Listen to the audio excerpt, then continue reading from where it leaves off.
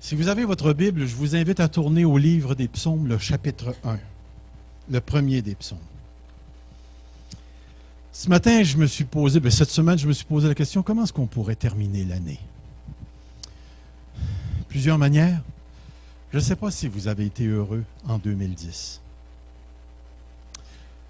Mais si vous voulez, une bonne manière de finir l'année, c'est de s'arrêter pendant quelques instants sur un thème que je trouve intéressant et fantastique, surtout dans le livre des psaumes, parce qu'on va seulement regarder des psaumes ce matin. C'est sur la question du bonheur dans le livre des psaumes. Et d'une manière intéressante, le premier mot avec lequel débutent les psaumes, c'est heureux. Heureux. Et lorsque je me suis arrêté, je dis, il va falloir que j'enseigne ça à l'Église. 2 mots hébreux. Êtes-vous capable de dire Barak?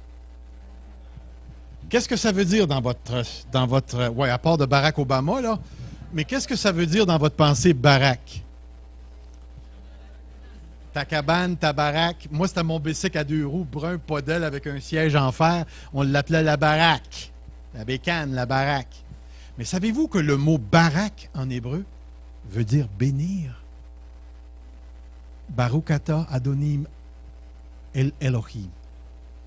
Béni soit le nom de l'Éternel Dieu. Le deuxième mot que les auteurs se servent, c'est le mot achar. Achar. Pensez à un char, puis vous avez achar. Et je me suis mis à regarder dans l'hébreu ce que ce texte-là voulait bien dire, j'ai resté surpris parce que ce n'est pas le mot béni qui est utilisé, ce n'est pas le mot barak, c'est le mot achar. Achar, l'homme qui, et non barak, l'homme qui. Et c'est très intéressant parce que saviez-vous que le mot achar n'est jamais utilisé pour Dieu et n'est jamais utilisé par Dieu pour bénir une personne? Les hommes vont, si je peux franciser la chose, ils vont baraquer Dieu. Ils vont bénir Dieu.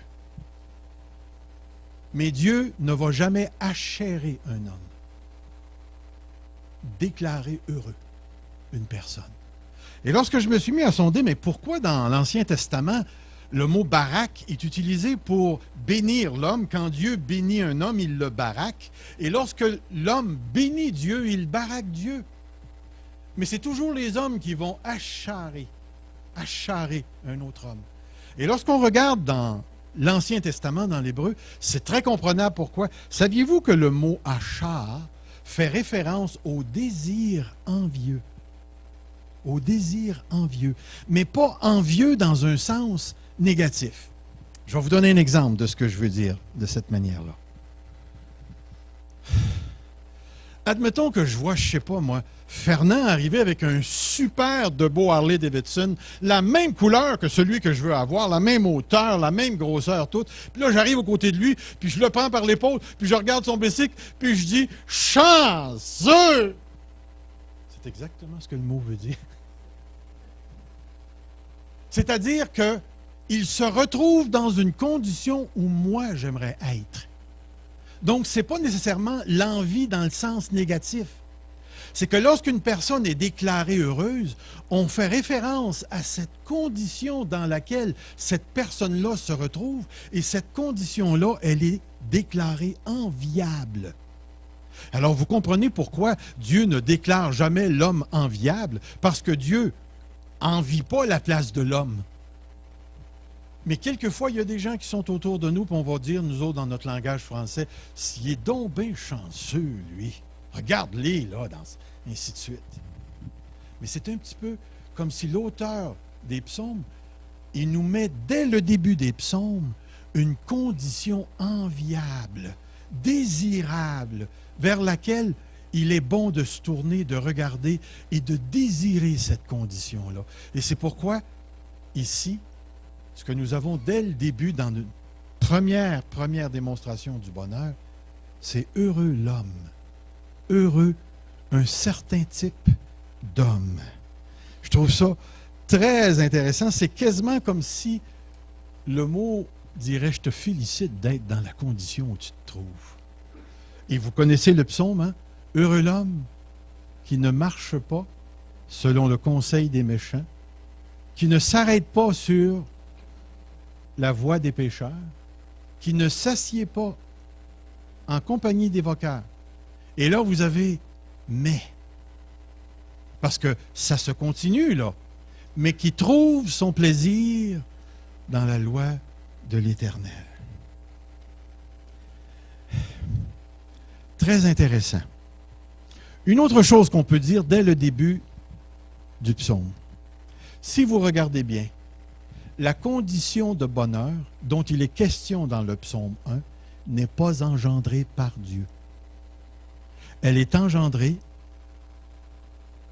par l'être humain qui a fait des choix. Et c'est pourquoi la condition de bonheur que décrit le mot heureux dès le début, au premier verset, n'est pas le résultat d'un don de Dieu, mais de l'activité de la personne. L'homme est heureux parce qu'il fait certaines choses et qu'il ne fait pas d'autres choses. Et c'est pourquoi le psaume commence avec des fréquentations qui sont tout à fait particulières. Heureux l'homme qui ne fait pas cela. Qu'est-ce qu'il ne fait pas? Eh bien, il ne joint pas la compagnie de ceux qui se sont rebellés contre Dieu. En d'autres mots, marcher, s'arrêter, s'asseoir, décrit pas nécessairement la progression d'une personne qui commence une vie dans le crime ou qui rentre dans le mal, mais décrit un style de vie. Marcher, s'arrêter et s'asseoir décrit une personne qui est complètement entrée dans un style de vie tout à fait particulier. Et les mots utilisés, c'est le mot méchant qui décrit celui qui est vraiment en rébellion contre Dieu. Le mot pécheur, c'est celui qui a levé le poing contre Dieu. Et le mot moqueur, on pourrait le traduire par le railleur. C'est celui qui méprise tout ce qui vient de Dieu. Tout ce qui vient de Dieu. Alors, c'est important de réfléchir ici. Cette question du bonheur qui nous est présentée dès le début des psaumes nous est présentée de telle manière que la première chose qui rend une personne heureuse, c'est la position qu'elle prend par rapport au style de vie de ceux qui ne sont pas de Dieu. Qui ne se compromet pas. Qui ne se compromet pas. Alors, dans un certain sens, l'homme heureux, c'est celui que tu peux distinguer de celui qui fait le mal. Et je trouve ça intéressant parce que tout au long du livre des psaumes, le portrait de la personne heureuse nous est toujours présenté dans une relation avec Dieu et dans une coupure avec le mal. Non seulement la personne heureuse ne fait pas certaines choses, c'est-à-dire qu'elle n'adapte pas son style de vie à la manière des pécheurs, mais qui trouve son plaisir dans la loi de l'Éternel. Connaissez-vous le mot Torah? Avez-vous déjà entendu ce mot-là? La Torah, c'est la loi. Il est traduit par le mot loi ici. Il faut faire très, très, très attention avec ce mot-là. Parce que lorsque Dieu a donné la Torah sur le mont Sinaï, nous, on a appelé ça les commandements. D'autres personnes appellent ça la loi. Puis dans la culture juive, le mot Torah peut faire référence à ce que Dieu a donné à Moïse sur le mont Sinaï. Ça peut faire référence aux 5 premiers livres de la Bible qu'on appelle le Pentateuque, ou ça peut faire référence à tout l'Ancien Testament. Il est utilisé pour décrire tout l'Ancien Testament. Mais dans notre contexte ici, c'est quelque chose de tout à fait particulier parce que la Torah de l'Éternel pourrait mieux se traduire par le mot instruction. Heureux l'homme qui ne marche pas, qui ne s'arrête pas, qui ne s'assied pas, mais qui trouve son plaisir dans l'instruction de l'Éternel. L'instruction de l'Éternel. Et lorsqu'on arrive au mot instruction, il y a quelque chose de très, très, très, très intéressant qu'il ne faut pas manquer ici. Et pour ça, j'aimerais vous donner un exemple. Saviez-vous que ma femme fait du pain? Elle fait du super de bon pain. Puis elle ne fait pas ça à partir d'une machine, hein?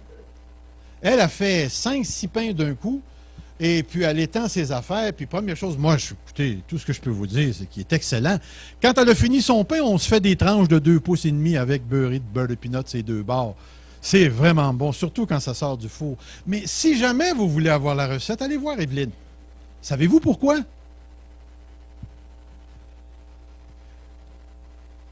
Elle l'a dans la tête. Si vous réussissez à faire sortir les instructions de sa tête, tout en me gardant sa tête, vous allez avoir la chance de faire du bon pain. Mais tant que les instructions ne sont pas écrites, la seule chose que vous avez, c'est l'accès à la saveur du pain, au goût du pain, au pain lui-même. Lorsqu'on parle d'instruction, frères et sœurs, c'est très important parce qu'aussitôt que tu ne parles plus de loi, tu n'es plus dans un système légal. Là. Tu parles d'instructions qui sont données et d'un mode à suivre. Et ce qu'il est intéressant, c'est que sous cette notion du mot instruction se trouve quelque chose de très intéressant. L'univers, la terre, l'être humain, les êtres humains, la création dans son ensemble nous a été donné avec un mode à suivre, avec un livre d'instruction. Et le livre d'instruction nous a été révélé de quelque manière. Savez-vous comment les instructions de Dieu nous ont été révélées? Vous avez la Bible, mais y a-t-il d'autres manières dont l'instruction de Dieu a été révélée? OK, oui. Y a-t-il d'autres manières dont la Bible nous parle? La création est un mode d'instruction. Voyez-vous tout ce qu'on est en train de faire avec la cupidité, à quel point on est en train de détruire? On n'est pas en train de suivre le livre d'instruction. La terre nous dit que ça ne va pas bien. Si on s'harmonise à la terre, on va suivre les instructions que la terre nous donne. Puis les instructions ont été créées par Dieu. Mais y a-t-il une autre manière? Vous l'avez dans la tête. Ça commence par C. Votre conscience. La conscience a été aussi créée parce qu'elle fonctionne d'après des instructions que Dieu a données. Malheureusement, la conscience n'est plus une autorité parce que la conscience peut être tordue à cause du péché. Mais il y a une autre manière dont Dieu nous a donné des instructions qui n'est plus avec nous aujourd'hui. C'est la personne du Seigneur Jésus-Christ. Il nous a fait connaître la pensée du Seigneur, le salut de Dieu. Les apôtres nous l'ont écrit. Dieu, de différentes manières, nous a donné son livre d'instructions. Prenez par exemple les relations de couple. Il y a définitivement un livre d'instructions qui vient avec ça. Si une personne mariée choisit de vivre comme un adolescent, qu'est-ce qui va se passer? Si une personne mariée choisit de ne pas honorer son mariage et d'aller ailleurs, qu'est-ce qui va se passer?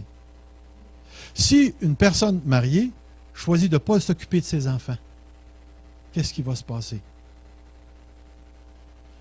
Ma fille me partageait qu'un de ses étudiants, lorsqu'elle était ici au Québec, a poignardé un autre étudiant. Puis dans la discussion, elle m'a raconté que la mère a décidé à 12 ans, lorsque l'enfant a 12 ans, de lever le camp et de partir pour Las Vegas. Puis l'enfant a vu le département, la DPJ arriver à la maison, puis sa mère était plus là. Puis on se demande, est-ce qu'il y a-t-il un lien entre la mère partie et l'enfant poignardé? Définitivement. Voyez-vous, ce que le psalmiste est en train de nous dire, c'est il y a un style de vie que Dieu désapprouve parce qu'il est en désharmonie. Il ne s'aligne pas sur le caractère de Dieu et sa révélation. Mais en même temps, il y a d'autres choses. Celui qui médite jour et nuit sur l'instruction de Dieu, le portrait nous est présenté comme celui qui est planté près d'un courant d'eau et qui est nourri, son feuillage fleuri, qui donne son fruit en sa saison.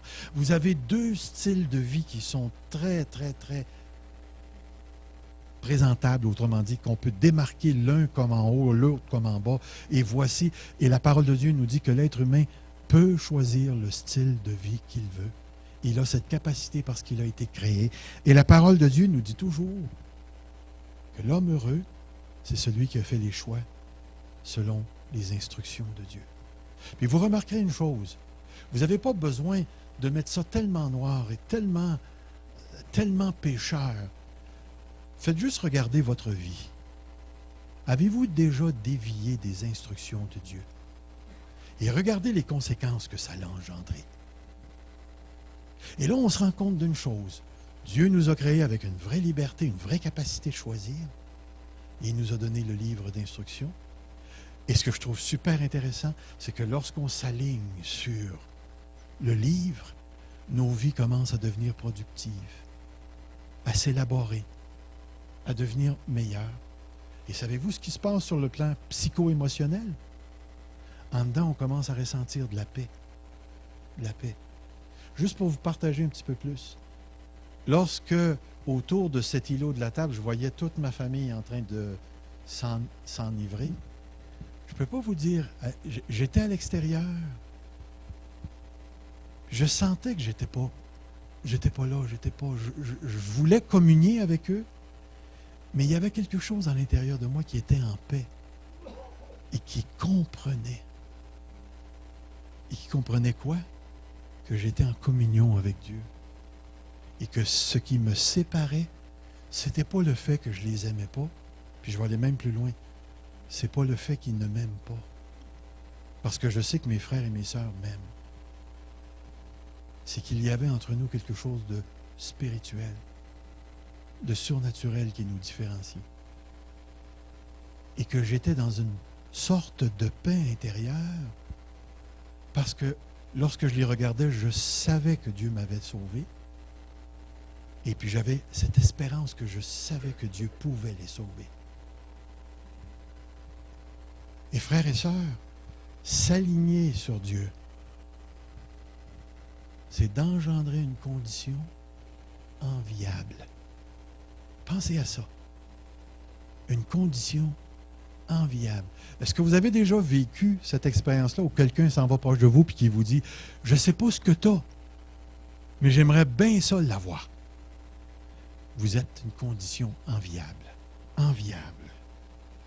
Que le Seigneur nous accorde la grâce de reconnaître la profondeur de ce psaume et l'importance de la condition que nous sommes capables d'engendrer pour notre propre prospérité personnelle et spirituelle. Celui qui s'associe aux méchants finit toujours par être mordu par le mal. Celui qui médite la loi de Dieu, qui médite les instructions, qui se conforme aux instructions de Dieu, celui-là est comme un arbre planté près d'un trésor spirituel et il se nourrit. Une autre chose auquel le bonheur est associé. Si vous avez votre Bible, tournez dans l'autre psaume au côté, le psaume 2. Allez au verset 12. Vous allez voir quelque chose d'intéressant. Il y a une petite phrase à la fin du verset 12 qui dit ceci, « Heureux ». Est-ce que vous l'avez trouvé? Avez-vous la même phrase que moi? « Heureux tous ceux qui se confient en lui ». Juste un petit bout de phrase. Écoutez, ça fait 1, 2, 3, 4, 5, 6, 7, 8 mots avec une ligne et un point en dessous. Heureux ceux qui se confient en l'Éternel. 2,12, psaume 2,12. C'est pas ça qui est marqué dans ta Bible. T'as-tu 2,12? À moins que ce soit 13, je ne sais pas. OK, c'est à la fin. Ça doit être l'autre verset. Parce que des fois, dans les psaumes, on a deux versions avec les fameux versets, là, qui ne sont pas toujours pareils. Mais allez à la place où c'est écrit « Heureux ceux qui se confient en l'Éternel ». Savez-vous que le mot « confier » ici, là, dans l'hébreu, ce mot n'est jamais traduit par « foi », par le mot « foi ». J'ai trouvé ça encore très intéressant. Vous savez hein, que les Hébreux écrivaient de telle manière à ce que les mots comptaient énormément pour eux. Puis, le mot utilisé ici, là, c'est un mot tout à fait particulier qui nous donne encore une autre version de l'homme heureux. Puis vous remarquerez une chose, hein, regardez l'action. Qui fait l'action dans le verset? C'est encore une action faite par l'homme. Ce n'est pas une action que Dieu fait sur nous. C'est une action que l'homme choisit de faire. Heureux l'homme qui se confie en l'Éternel. Qui se confie en l'Éternel. Un autre mot, le mot bata. Bata. Jamais traduit par foi, n'est jamais utilisé pour décrire la conversion d'une personne. Et ne fait jamais référence à la dimension intellectuelle de la conversion. Parce que dans la conversion, il y a toujours un contenu intellectuel. Quand vous vous convertissez à quoi?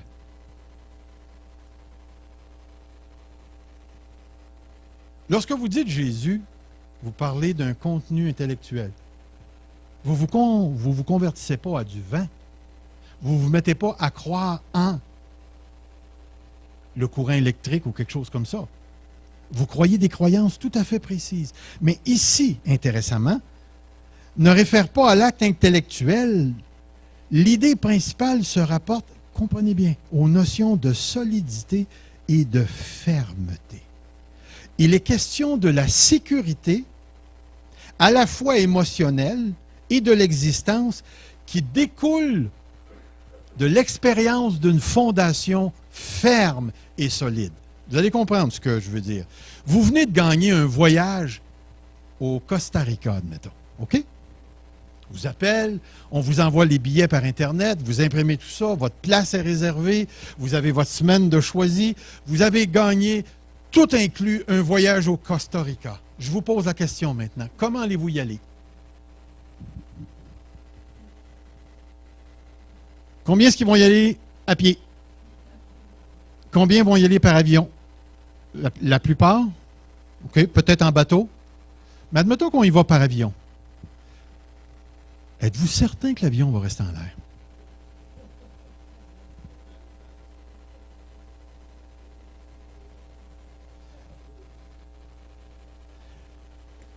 Pouvez-vous me garantir que l'avion va rester en l'air? Allez-vous embarquer quand même? Vous embarquez pas, vous, Madame Prince? Vous embarquez pas. OK. Il y en a-t-il d'autres qui ne veulent plus embarquer, là, à cette heure que j'ai parlé? Mais est-ce que vous embarquez? Pourquoi? Pourquoi?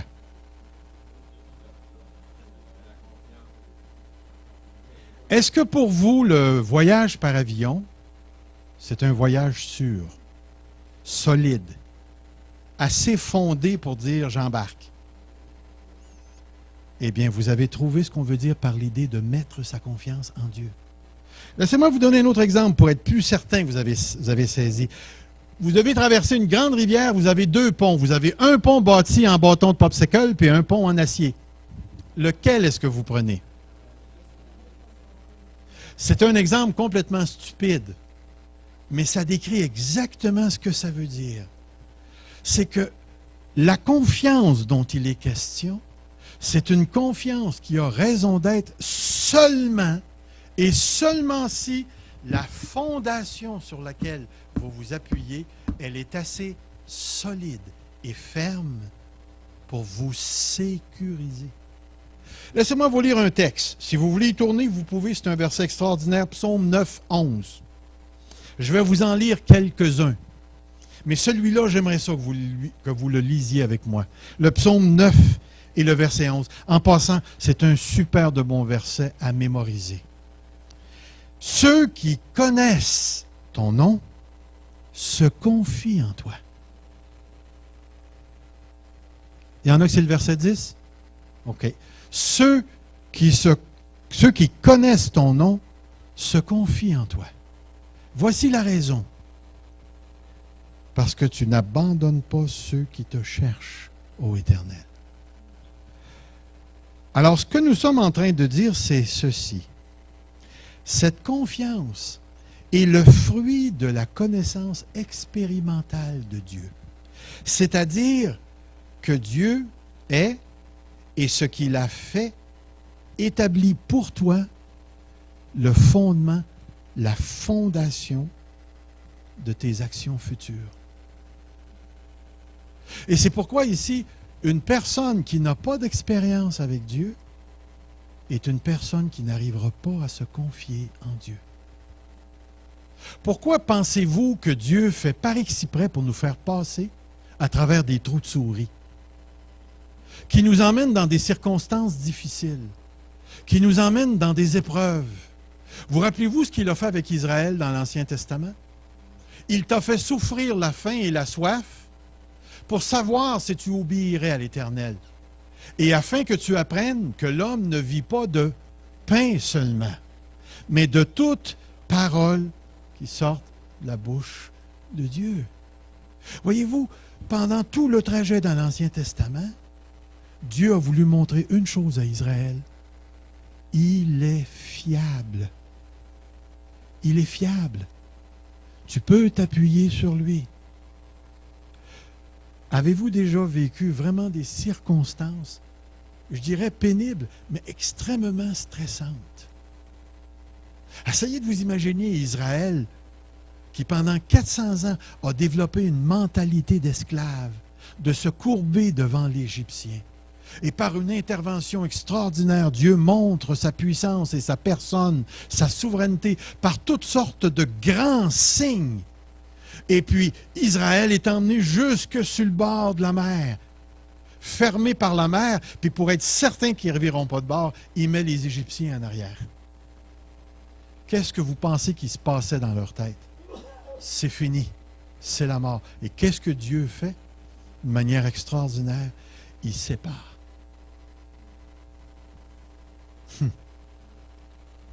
Lisez Hébreux chapitre 11 et vous voyez comment l'Éternel a conduit chaque personne, chaque personnage présenté vers ce que je pourrais appeler un mur. Et à partir de ce moment-là, la personne a dû faire le choix de se confier en l'Éternel. Frères et sœurs, je ne sais pas si vous seriez d'accord avec moi, mais c'est une des leçons les plus difficiles à apprendre. Parce qu'on a en nous ce qu'on pourrait appeler l'instinct de survie. Et aussitôt qu'on se trouve sur, je ne sais pas, un précipice, menacé de perdre sa job, menacé de perdre sa maison, menacé de perdre son argent, menacé de tomber, aussitôt qu'on est menacé, on panique, on devient fou. Et on risque quelque chose, c'est-à-dire de se détourner de Dieu, de s'enfermer, de se mettre en colère contre Dieu et ainsi de suite. Et pourtant, ici, la parole de Dieu nous dit « Ceux qui connaissent ton nom se confient en toi, parce que tu n'abandonnes jamais. » Et je vais aller un peu plus loin en vous disant ceci ce matin. Est-ce qu'il se peut que le drame arrive? Le drame dont vous avez peur arrive. Est-ce que c'est possible pour une personne d'avoir un époux, une épouse malade, de se mettre à genoux puis de crier à Dieu, puis que Dieu va quand même venir chercher l'époux ou l'épouse? Est-ce que Dieu vous a abandonné à ce moment-là? Mais ça a l'air de ça. Tu fais confiance à Dieu pour telle ou telle chose et la chose n'arrive pas. Est-ce que Dieu t'a abandonné? Ou est-ce qu'il t'invite à lui faire confiance au-delà d'eux? Au-delà d'eux. Et c'est pour ça que je vous dis que c'est une des choses les plus difficiles à apprendre. Mais en même temps, j'aimerais vous dire que c'est une des choses qui crée le plus grand bonheur chez l'être humain. Celui qui se confie en Dieu pour toute chose est une personne heureuse et elle est dans une condition enviable. Alors, ça peut paraître curieux, hein? Mais j'aurais pu vous lire ces textes. Regardez le psaume. Je vais juste vous les lire. 62, 2. Oui, c'est en Dieu que mon âme se confie. De lui vient mon salut. 62, 6. Oui, mon âme, confie-toi en Dieu, car de lui vient mon espérance. 91, 2. 91, 2.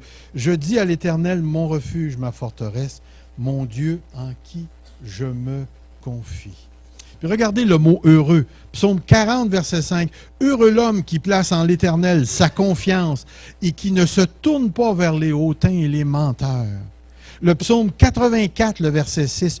Heureux ceux qui placent en toi leur appui. Ils trouvent dans leur cœur des chemins tout tracés. Dernier verset, 84, verset 13. Éternel des armées, heureux l'homme qui se confie en toi. Heureux l'homme qui se confie en toi. La confiance en Dieu, c'est la véritable voie du bonheur terrestre. Troisième chose en ce qui concerne la personne heureuse, qui est très, très, très, très proche de celle qu'on vient de voir.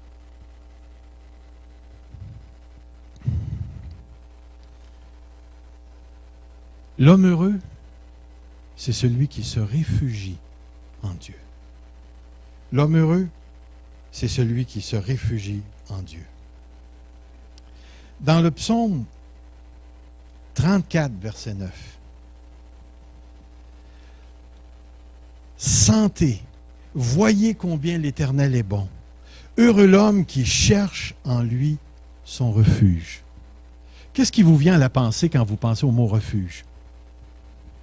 Un abri, une forteresse, protection, sécurité. Vous avez pas mal l'idée de ce qu'on veut dire. Où allons-nous lorsque ça va mal? Savez-vous, heureux l'homme qui choisit de se réfugier en Dieu. C'est encore une action humaine. Ce que je veux que vous voyez là, c'est que le psaume, le livre des psaumes, c'est pas nécessairement un livre qui est axé sur Dieu vers l'homme. Mais le livre des psaumes, c'est un livre où l'homme s'élève vers Dieu, se confie en Dieu, obéit à la loi, recherche Dieu. C'est l'homme qui se tourne vers Dieu. Et ici encore, le refuge, c'est quelque chose de très, très, très important. Par exemple, psaume 84, 6, heureux l'homme qui place, excusez-moi, je pense que je suis pas à la bonne place, c'est ça, oui. Psaume 146, 5, heureux l'homme qui a pour secours le Dieu de Jacob et qui met son espoir en l'Éternel, son Dieu. On retrouve encore cette notion du refuge. Il y a bien des choses qu'on pourrait faire ici et qu'on pourrait discuter. Lorsque ça va mal, où est-ce que tu t'en vas? Savez-vous que c'est à ce point-ci, chez l'être humain, que la plupart d'entre nous ont des mécanismes d'autodéfense qui vont se mettre en jeu? Moi, là, avant de me convertir, quand ça allait mal, la manière de me réfugier, c'était l'isolement et le silence. Je tombais dans le silence, je m'isolais des autres et je me mettais à ruminer à l'intérieur de moi. Et savez-vous ce que ça produisait chez moi? De la colère. Une colère qui montait et qui montait, puis éventuellement, j'avais besoin de fesser quelqu'un. J'essayais de faire de la guerre à mon frère ou à ma sœur, ou ainsi de suite, puis on essayait de chicaner, mais ça finissait toujours par sortir. Je ne pouvais pas aller voir mes parents. J'avais pas d'adultes autour de moi qui pouvaient me comprendre. Il y a des fois, j'étais tellement en colère que la seule chose qui me restait à faire, c'était de m'écraser à terre et de pleurer de rage. Il n'y avait pas de place. Il n'y avait pas de place. Il y a des gens qui leur refuge, ça va être une autre personne. Et il va avoir une sorte de jeu relationnel qui va faire que l'autre personne va éventuellement devenir la contrôlante pour la situation, où lui va s'en aller vers une autre personne qu'il va tenter de contrôler. C'est étonnant, les refuges. Mais celui qui choisit de se réfugier en Dieu devant l'énormité de sa souffrance ou devant l'énormité et la complexité de ses problèmes, cette personne-là a choisi la bonne place. Parce que l'Éternel, la parole de Dieu nous dit, est le Dieu des délivrances. Le Dieu qui délivre constamment. Si je regarde à ma vie personnelle, il n'y a pas une situation où Dieu ne m'a pas délivré. Où Dieu ne m'a pas délivré. Mais laissez-moi vous dire que sa manière de délivrer et la manière que je m'attendais à être délivré ne coïncident pas toujours avec celle de Dieu. Mais le résultat est toujours ce que Dieu fait.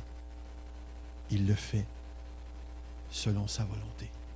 Et la délivrance qu'il apporte coïncide toujours avec l'état de mon âme et la capacité de ma personne. Dieu délivre. Il délivre réellement et sérieusement. Alors, faire son choix du style de vie, choix de se confier en Dieu. Quand ça va mal, choix de Dieu comme refuge. Mais il y a une autre chose que la parole de Dieu nous dit dans le livre des psaumes. Tournez avec moi dans le psaume 94 et le verset 12.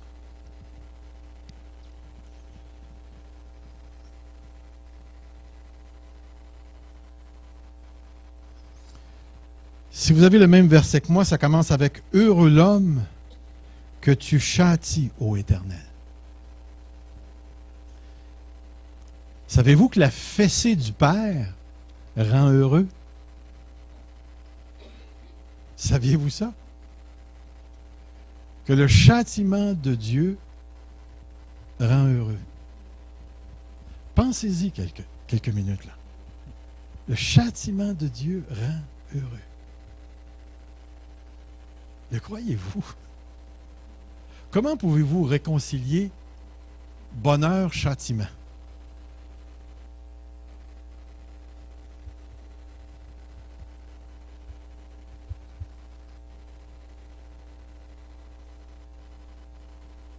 Avez-vous déjà mangé une fessée?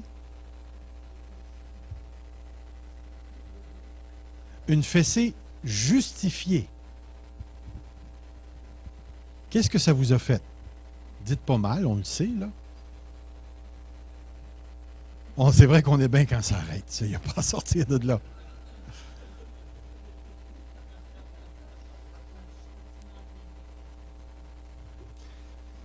Définitivement, le châtiment vient de quelqu'un qui nous aime. Laissez-moi vous rappeler une histoire que vous connaissez si vous avez lu l'Ancien Testament.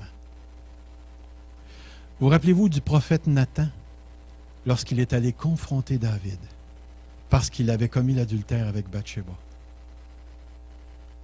Et là, vous rappelez-vous de l'histoire qui s'est servie?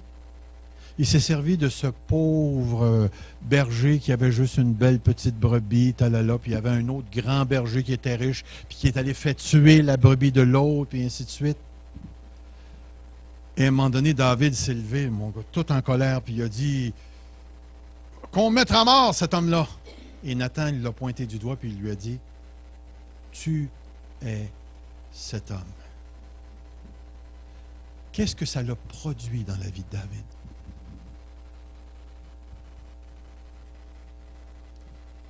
La repentance. La repentance. Qu'est-ce que la repentance a produit dans le cœur de David? A définitivement produit une délivrance. Ça lui a permis de confesser son péché plutôt d'en rester esclave. Ça l'a libéré de l'impureté de son péché. Ça l'a purifié de toute la dimension légale de son péché où il était injuste envers Dieu. Et en même temps, ça lui a permis de conserver les promesses que Dieu lui avait faites. Parce que son fils Salomon, né de Bathsheba, est devenu celui par qui la promesse que Dieu avait faite à David se perpétuait. Le châtiment de Dieu, là, c'est jamais juste une fessée. C'est une bénédiction qui nous arrive un peu raide.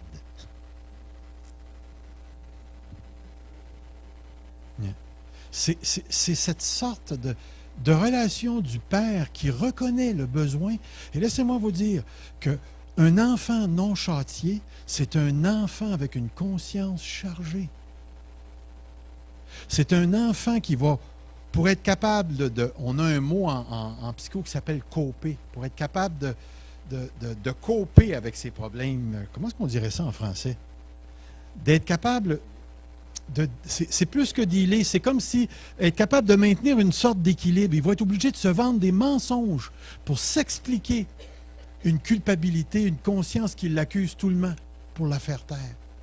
Et le châtiment a pour but de libérer cette conscience, de faire en sorte qu'il n'ait plus à être soumis aux esclavages des mensonges de son propre cœur, et qu'il puisse être libéré de tout ça et être capable de venir devant les hommes et devant Dieu. Tant que la personne reste cachée de son péché, avec son péché, le péché domine, le mange, le ronge. Et le châtiment de Dieu produit la liberté. La liberté en dedans, la liberté de la conscience. Et en plus, approfondit les relations. C'est pour ça qu'il y a une différence entre être châtié et être battu. Pas pareil. Battu a pour but de briser la personne. Le châtiment a toujours pour but de délivrer la personne et de l'emmener à un autre niveau. Et c'est pourquoi la Bible déclare heureux l'homme que l'Éternel châtie. Une situation enviable. Parce que le châtiment de Dieu, là je ne vous parle pas de n'importe qui, là. Le châtiment de Dieu produit toujours la paix. Toujours la paix. On l'a dans Hébreux chapitre 12. Alors, c'est tellement important de réaliser que pour le psalmiste ou les psalmistes, ceux qui ont écrit les psaumes, ils ont parlé de leurs propres expériences avec Dieu et leur compréhension du bonheur. Naturellement, si on se retourne dans certains versets, définitivement que Dieu est une source de bonheur. Mais lorsqu'ils mettent en lumière une personne qui est réellement heureuse, c'est une personne dont les actions coïncident avec la révélation de Dieu. Frères et sœurs, je vais juste vous lire les autres. Dans la parole de Dieu, une personne heureuse, c'est celui qui n'ignore pas les pauvres. Juste vous lire le texte. Heureux celui qui s'intéresse aux pauvres. Au jour du malheur, l'Éternel le délivre. L'Éternel le garde et lui conserve la vie. Il est heureux sur la terre et tu ne le livres pas au bon plaisir de ses ennemis.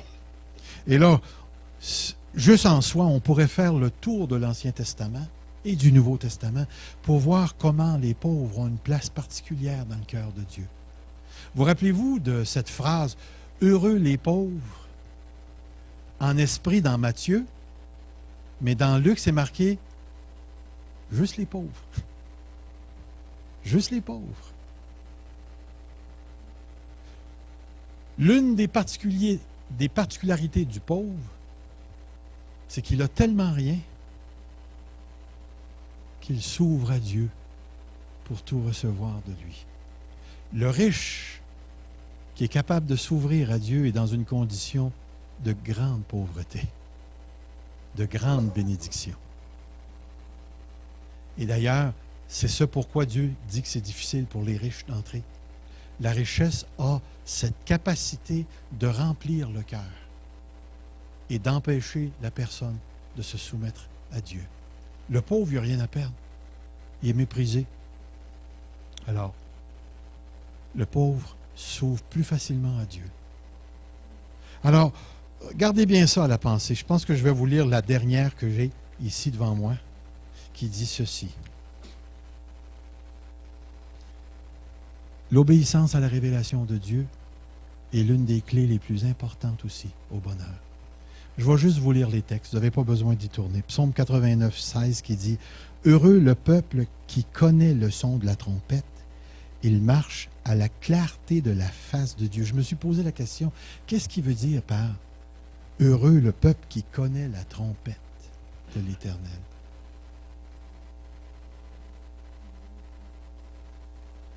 Le son de la trompette, qui connaît le son de la trompette. À quoi servait la trompette dans l'Ancien Testament? Il y avait avertir, mais il y avait autre chose aussi. On rassemblait aux fêtes, ça donnait des instructions sur le mouvement du camp, et ainsi de suite.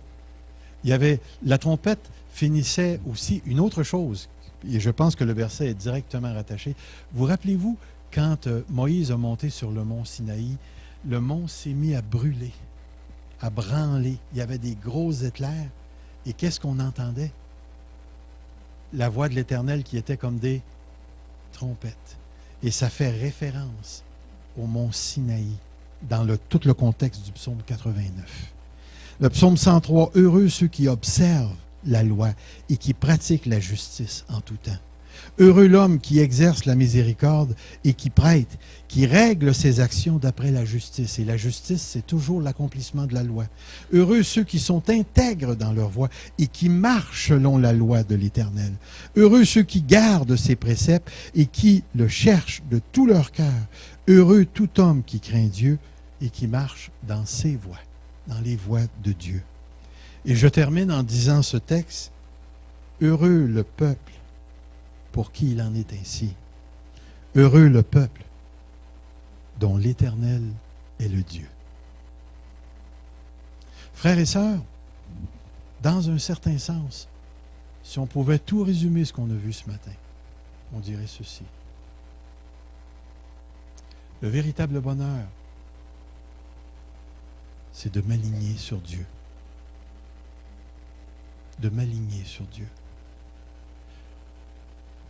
Ce que je demande à Dieu, c'est qu'en 2011, de plus en plus nos vies s'alignent sur Dieu et que nos cœurs l'aiment, le recherchent, se soumettre à lui et qu'on puisse ensemble, en tant qu'Église, accepter tout ce que sa main va nous dispenser, que ce soit l'épreuve, que ce soit la bénédiction, mais qu'en toute chose, nos cœurs restent confiants dans celui qui nous conduit. Courbons-nous devant Dieu. Seigneur, je veux te remercier pour ce temps que nous avons passé ce matin, cette communion que nous avons avec toi. Tu es le Dieu parfait, tu es le grand Seigneur. Rends-nous sensibles à ton esprit et que nous cherchions ta face en toutes choses. Merci pour ce matin. Bénis nos frères, nos sœurs, les petits-enfants, Seigneur, qui sont dans les familles encore. Prépare nos cœurs pour rencontrer nos familles au jour de l'an. Seigneur, donne-nous des cœurs pleins de compassion et d'amour pour que nous puissions les aimer jusqu'à leur témoigner du salut. Père éternel, ouvre des portes dans le précieux nom de Jésus.